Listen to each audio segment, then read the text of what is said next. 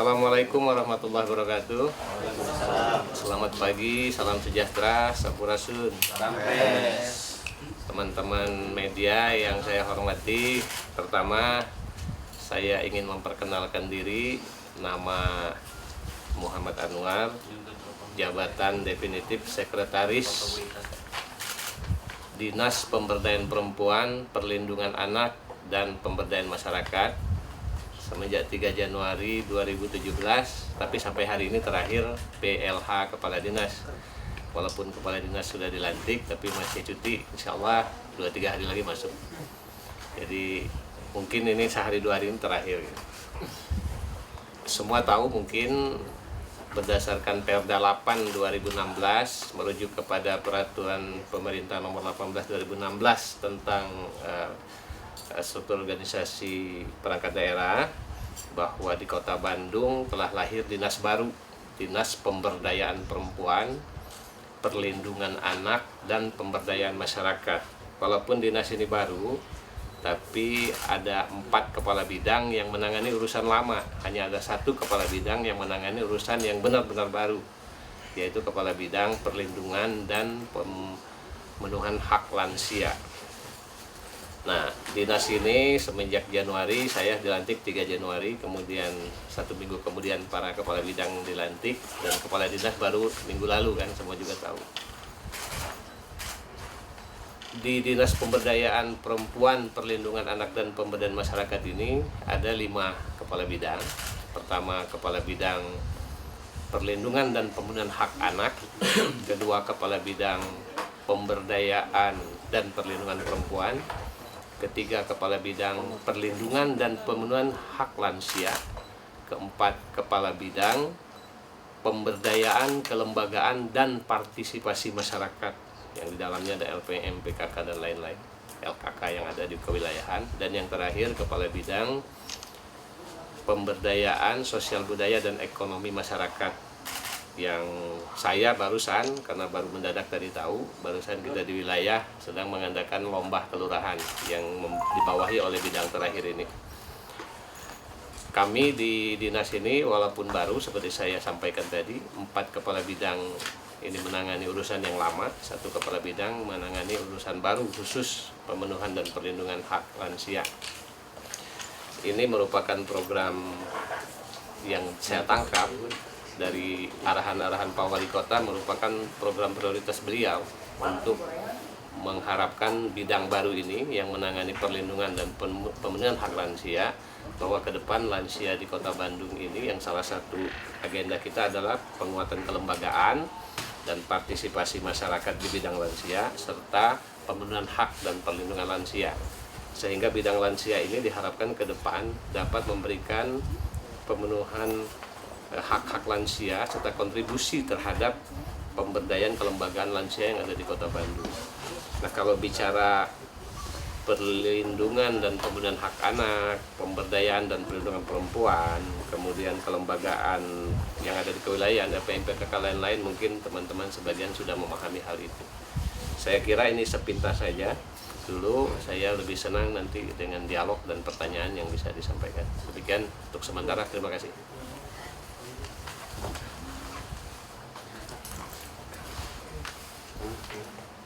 Mangga, ada yang mau ditanyakan?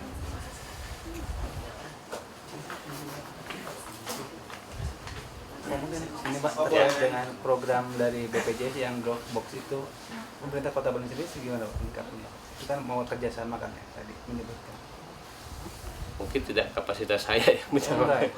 Ya, BPJS ini terpisah. Kalau kerjasama nanti di bagian kerjasama bisa memberikan gambaran. Apa dari BPJS sudah pernah mengajukan, Bu, kerjasama untuk tak terkait tadi Dropbox? Sedang diproses, Pak. Oh, mungkin ya. Setahu saya juga mantan kepala bagian kerjasama. Kita memang sudah ada MOU Wali Kota dengan BPJS. Ini kesehatan ya, karena ada 2, BPJS Kesehatan dan Ketenagakerjaan, dan 2 itu pada saat saya kepala bidang memang kita proses. Ya, kalau bertanya mungkin terkait ini saja, anak, perempuan, pemberdayaan masyarakat. Pak, gitu. Kalau yang minggu lansia, Pak, programnya sudah jalan. Ya, jadi lansia ini memang setelah 1 bulan kita dikukuhkan dinas kita. Pada bulan Februari kami diberikan arahan oleh Pak Wali untuk memperkuat kelembagaan melalui kongres. Pada tanggal 25 Februari lalu kita mengadakan kongres lansia di Pendopo, mungkin sebagian teman-teman tahu itu. Nah, salah satu agenda yang memang dari 10 poin diusulkan adalah adanya agenda rutin. Saat ini pun kami sedang mengadakan penguatan kelembagaan di semua kecamatan di Kota Bandung. Saat ini sedang difokuskan di Kecamatan Mandarajati. Pak Wakil pun hadir pada saat ini memberikan arahan.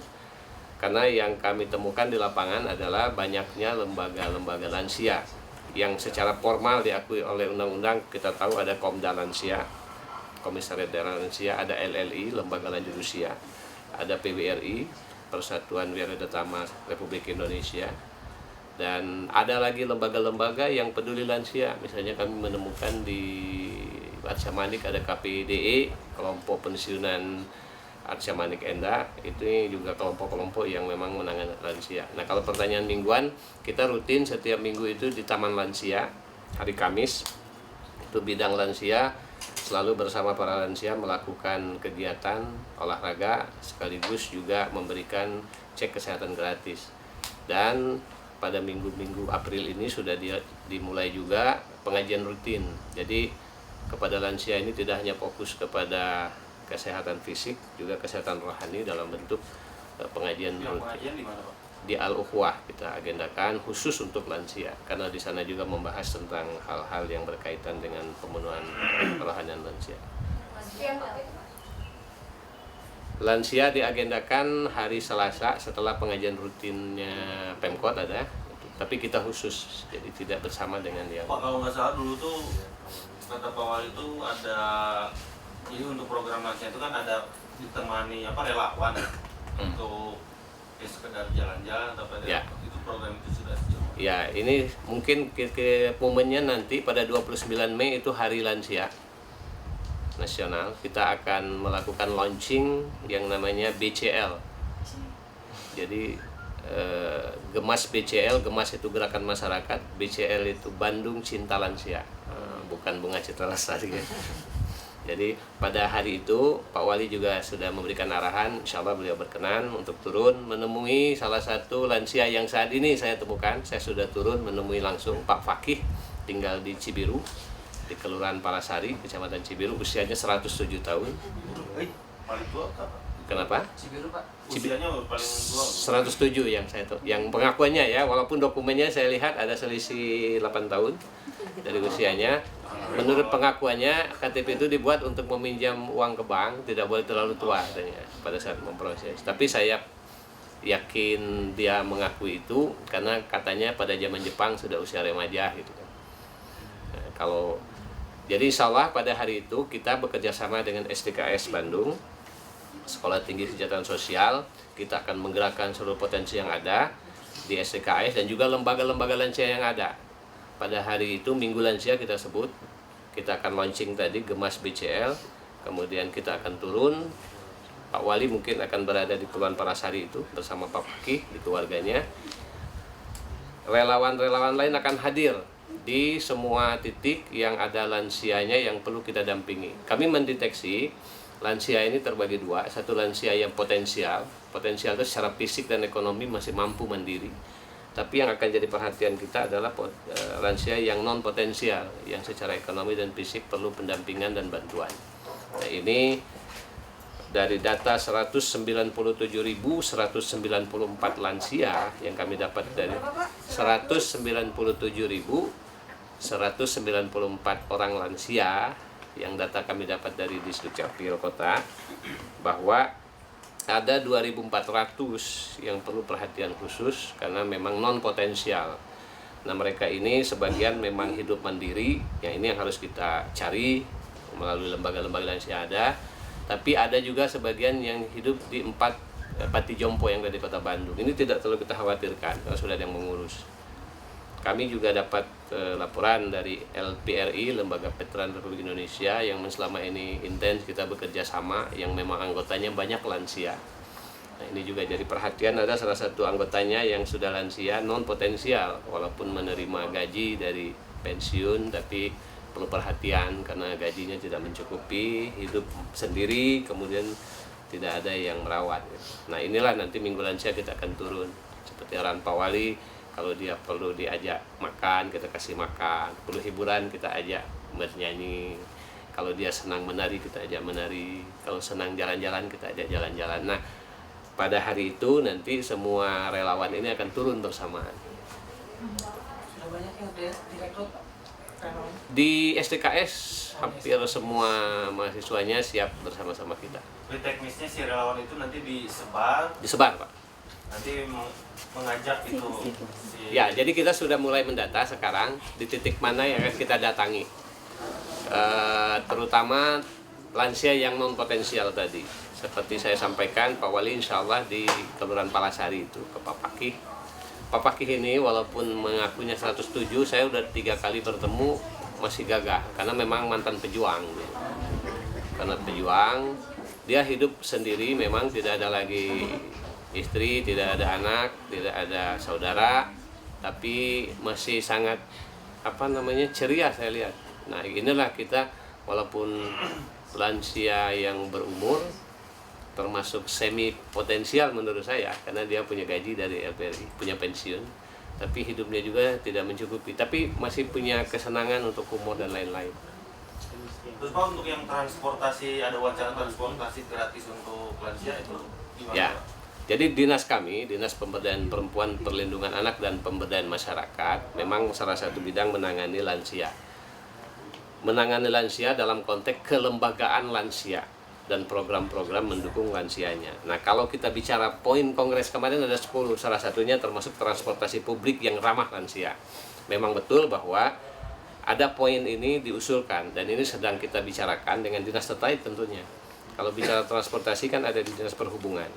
Kita sudah mendorong, berharap ke depan nanti didesain khusus seperti yang ada di luar negeri. Mungkin kalau teman-teman pernah melihat bagaimana lansia sangat dihormati.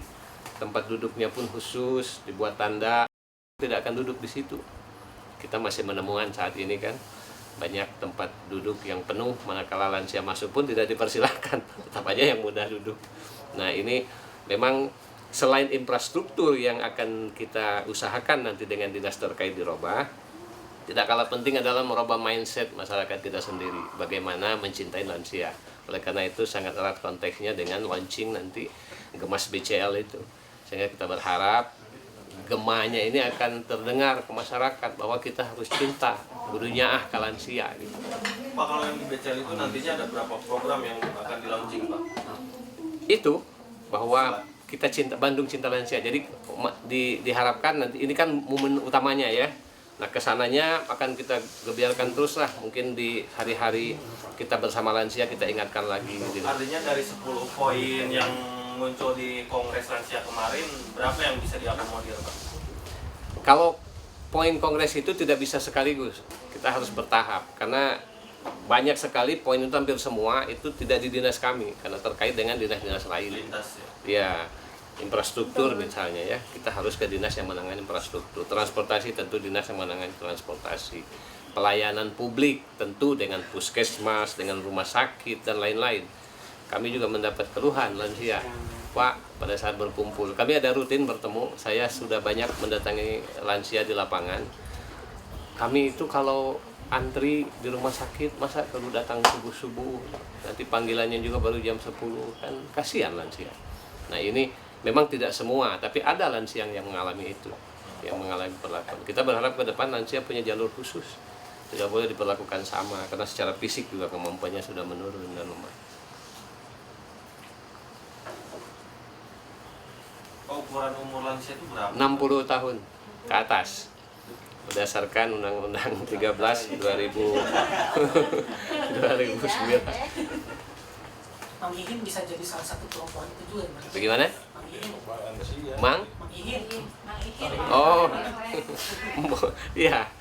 Kita berharap, saya menemukan di lapangan itu setelah 2 bulan ini keliling ke kecamatan-kecamatan. Kita kan punya LLI, Lembaga Lanjut Usia, di semua kecamatan. Ternyata tidak hanya lembaga lanjut usia yang memang di dalamnya anggotanya lansia, tapi ada juga lembaga yang peduli lansia gitu. Jadi dia membuat aktivitas, dia peduli walaupun belum punya nama. Nah, kita udah mendorong, coba bentuklah wadah buat nama, termasuk Mang Ikin boleh lah nanti dengan teman-temannya bersama-sama menjadi lembaga yang peduli lansia atau memang lembaga lansia. Ini dinas tidak hanya lansia ya, kita punya perlindungan anak, pemberdayaan perempuan, pemberdayaan masyarakat, ini luas sekali. Mangga tanyakan. Terutama dinas kami itu kelembagaan, jadi memperkuat kelembagaan. Jadi biar persepsi masyarakat juga kan banyak bertanya, saya sudah beberapa kelurahan, kecamatan hadir. Jadi ada persepsi seolah-olah dinas ini ingin membantu pemberdayaan itu dalam konteks nanti ya bagaimana pengangguran, bukan ke sana sebenarnya, tapi lebih kepada kalau saya lihat tupoksi kelembagaannya. Nah, kelembagaan masyarakat ini kan ada banyak ya, ada LPM, ada PKK, ada banyak di lapangan. Nah, ini yang kelembagaan yang kita perkuat supaya bisa berdaya. Mei ya Pak? Akhir Mei yang... Hari lansia itu 29 Mei. Kita nanti mencari waktu terbaik Pak Wali, kapan yang beliau berkenan. Tentu beliau mengarahkan kita hari libur itu, Sabtu atau Minggu mungkin, supaya tidak mengganggu jam kerja juga. Kalau masyarakat umum bisa jadi relawan juga nggak? Boleh, justru kita menghimbau semua. Boleh sekali. Sementara ini memang STKS karena memang sangat erat kaitannya dengan pendidikan yang mereka galakan di sana. Kami juga sudah bicara dengan jurusan kesejahteraan sosial Unpad juga dan juga berminat. Saya rekan-rekan ya mengalami sendiri kalau hadir bersama lansia itu luar biasa doanya gitu kan.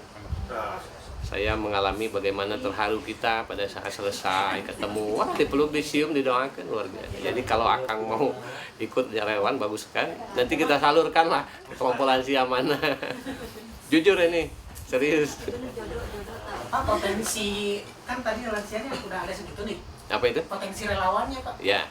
Yang udah mendaftar atau berminat. Melalui STKS sementara ini dan saya harus cross check ya, bisa salah. Tapi yang jelas seluruh komponen DSTKS mendukung kita. Ini yang akan kita gerakan nanti. Jadi April ini sudah mulai kita rapat-rapat membicarakan teknis pelaksanaan di hari H. Karena memang menggerakkan itu kan harus ada orang yang digerakkan, kemudian objek yang akan menjadi gerakan kita. Hanya STKS saja Pak? STKS dengan kejurusan kesejahteraan sosial Unpad. Ya, walaupun dengan Unpad kita belum bicara detail teknis, tapi STKS sudah teknis sekali. Karena memang ada MOU antara pemerintah kota dengan STKS juga.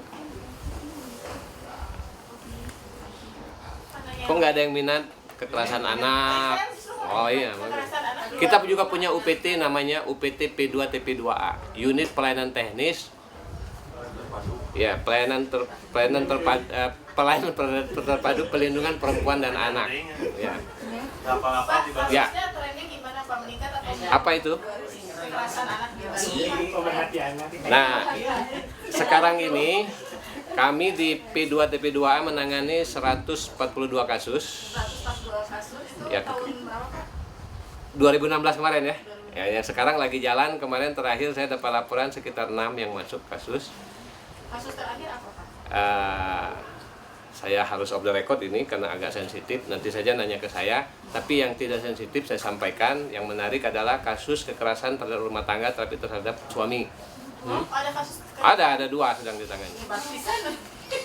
Oh bu, banyak sebenarnya. Saya melihat ya bukan hanya Bandung, mungkin Indonesia. Ini akan yang melapor ini. Fenomena baru gitu Pak berarti.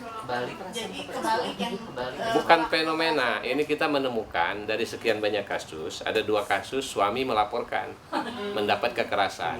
bentuk kekerasannya. Nah itu yang harusnya ditanya. Jadi kekerasannya bukan fisik langsung. Seorang suami yang tadinya sangat berdaya, kepala rumah tangga, pengusaha, punya harta, mengendalikan semua, tapi karena sering di luar kota, si istri ya punya hubungan lain dengan orang yang dalam tanda petik kuat gitu ya. Pulang pertama, kedua, ketiga, akhirnya si istri memutuskan menggugat cerai dan merasa si suami itu hartanya semua diambil oleh. Jadi dia terlunta-lunta, anaknya pun kasihan. Nah ini kan kekerasan itu tidak selalu fisik ya, saya juga non fisik. Nah kalau yang 2016 ini terutama ini kekerasan yang kami sangat prihatinkan adalah tindak kekerasan seksual terhadap anak-anak. Ternyata walaupun ini juga saya agak sensitif menyampaikan tapi tidak akan saya ungkapkan, nanti boleh kalau wawancaranya khusus saja. Kita menemukan juga itu bullying ya anak-anak di sekolah banyak. Kemudian ya yang tidak disadari oleh anak-anak itu padahal itu tidak layak dilakukan kepada anak. Karena saya lihat kekerasan ini seperti pembukaan es di lautan. Puncaknya saja yang baru melaporkan, di bawahnya. Karena banyak orang yang sungkan atau takut malu melaporkan. Kami punya call center 0800 1000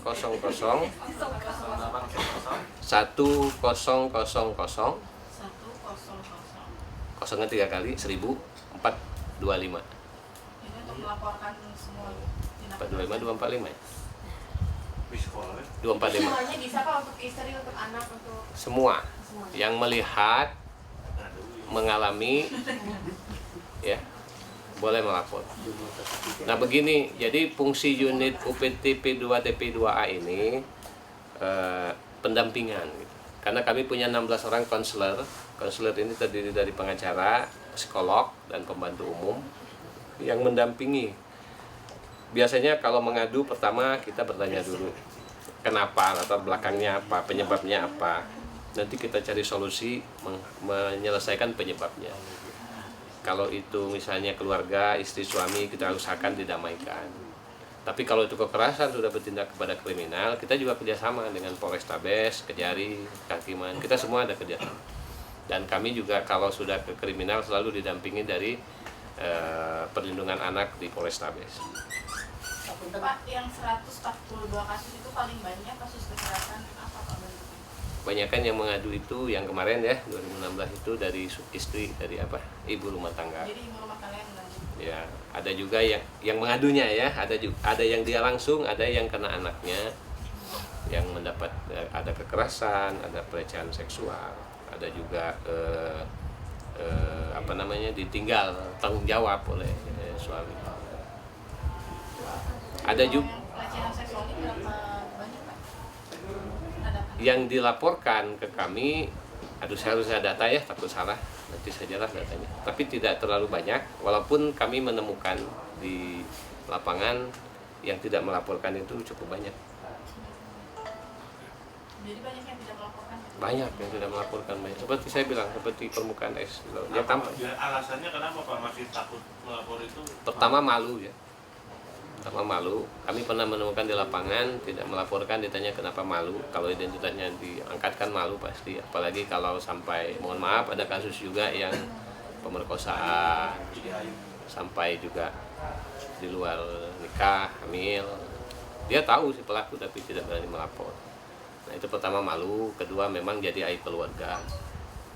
Padahal kalau melapor juga kita cari solusi terbaik sesungguhnya. Dan didampingi lah, secara psikologis perlu didampingi biar mengembalikan kepada kondisi semula. Tapi nggak bisa jemput bola Pak kalau dari dinas Bapak sendiri. Ya kalau kita tahu kita jemput bola, kan kita tidak tahu. Pendampingan gitu ya? Iya, pendampingan. Bahkan kita punya mobil khusus yang kebetulan saya suka bawa mobil perlindungan perempuan dan anak. Yang memang didesain di dalamnya bisa merawat yang sakit, bisa ada tempat tidur segala macam. Kalau rumah semacam rumah singgah gitu sudah punya Pak? Nah, Pemkot sendiri kita cuma di sekretariat itu ya. Tapi masyarakat ada, saya sudah menemukan juga di seputaran Hasan Sadikin ada masyarakat yang menyewa satu rumah diperuntukkan bagi masyarakat umum yang memerlukan rumah singgah, yang karena memang kadang perawatan pulang pergi. Tapi kebetulan ini ya baru kelompok relawan masyarakat yang mempunyai kelebihan mungkin. Ya. Ini apa ini Pak? Dibandingkan tahun lalu, rank kita atau Bagaimana Bu? angka 142 ini dibandingkan tahun Tahun ini belum kelihatannya, baru 3 bulan. 2016 dibandingkan tahun-tahun Sebelumnya ada penurunan kemarin. penurunannya sampai berapa sampai? Enggak tinggi ya. Hanya beberapa, mungkin 6-7 lah bedanya. 6-7 angka.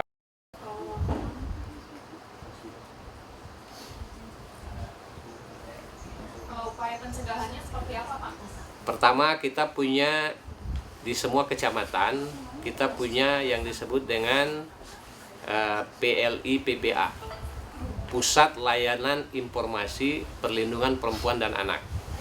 Nah, jadi PLI PPA ini sudah lama dibentuk dan mereka terdiri dari para relawan, ibu-ibu relawan, bahkan ada bapak-bapak juga yang memang secara operasional mereka didukung oleh kita dan juga oleh pemerintah kewilayahan, kecamatan, kelurahan untuk pertama memberikan informasi penyuluhan kepada lingkungannya bahwa kan kita tahu tahun kemarin ada 3Ns, hentikan kekerasan terhadap perempuan, hentikan perdagangan manusia, dan hentikan susahnya akses ekonomi terhadap perempuan.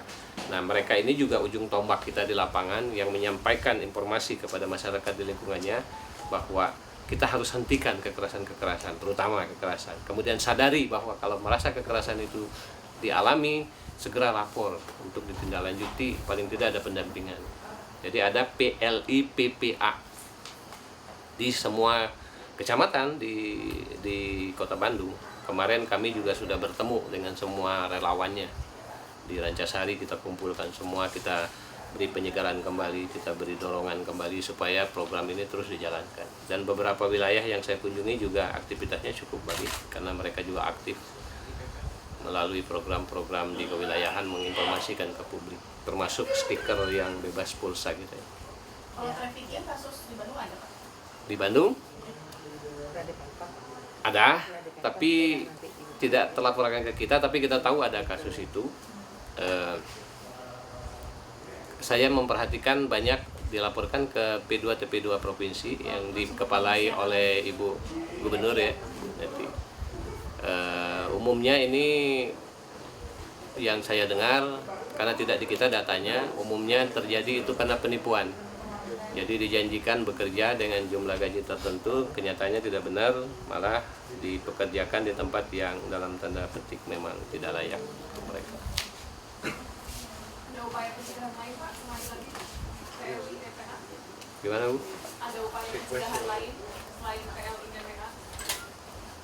Ya, kita bekerja sama dengan PKK Kecamatan Kelurahan. Dalam setiap agenda kegiatannya diselipkan informasi mengenai pentingnya kesadaran masyarakat terhadap menghindari kekerasan, kemudian menyampaikan kalau tahu, mendengar, apalagi mengalami langsung. Kemudian juga melalui kita punya 5 bidang, walaupun masing-masing bidang tidak menangani langsung, ditangani oleh UPT. Setiap agenda yang kita lakukan di lapangan, seperti sekarang, walaupun kita melakukan lomba kelurahan, pada saat saya menyampaikan poin-poin arahan mewakili pimpinan juga saya sampaikan pentingnya memahami lingkungan, melihat kiri kanan, jangan hanya sibuk dengan kegiatan sendiri. Kadang-kadang kan kejadian itu karena ketidakpedulian lingkungan juga, yang bersangkutan tidak mau melapor sehingga terjadi.